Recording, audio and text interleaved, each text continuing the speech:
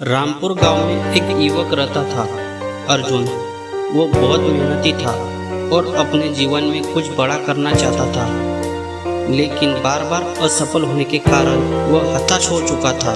उसके दोस्त उसे ताना मारते, परिवार वाले उसे बेकार समझते और समाज उसे असफल मान चुका था। लेकिन अर्जुन का सपना था वह अपने पिता की दुकान को एक बड़ा व्यवसाय बनाए। उसने कई बार कोशिश की, लेकिन हर बार घाटा हुआ।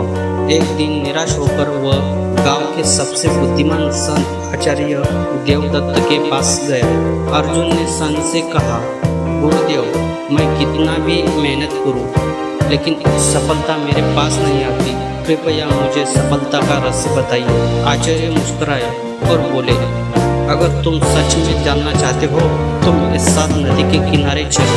अर्जुन तैयार हो गया। वो दोनों नदी के पास पहुँचे।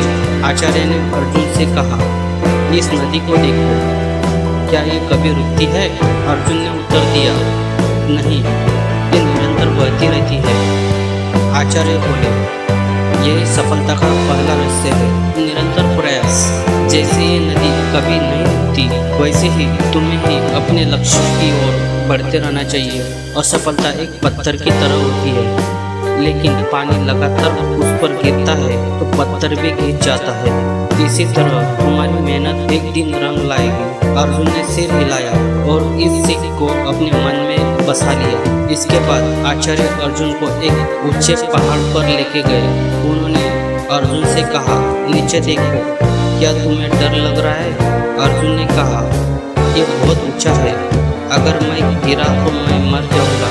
आचार्य बोले, अगर मैं कहूँ तुम्हें बिना गिरे नीचे उतरना होगा तो क्या करोगे? अर्जुन ने घबराकर कहा, ये असंभव है।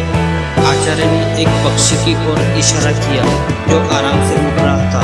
अगर ये पक्षी सोचता कि उड़ान भरना असंभव है, क्या ये उड़ पाता? अर्जुन समझ गए, आत्मविश्वास के बिना कुछ भी हासिल नहीं किया जा सकता। आचार्य अर्जुन को एक किसान के खेत में लेकर गए। किसान बड़ी मेहनत से हल चला रहा था।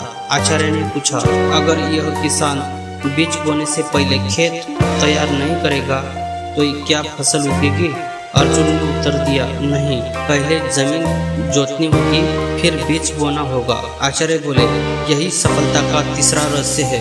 आचार्य बोले, सही दिशा में मेहनत करो, सिर्फ परिश्रम करने से कुछ नहीं होगा, सही रणनीति भी जरूरी है। अब अर्जुन समझ चुका था, सफलता धैर्य, आत्मविश्वास और सही दिशा और मेहनत से मिलती है।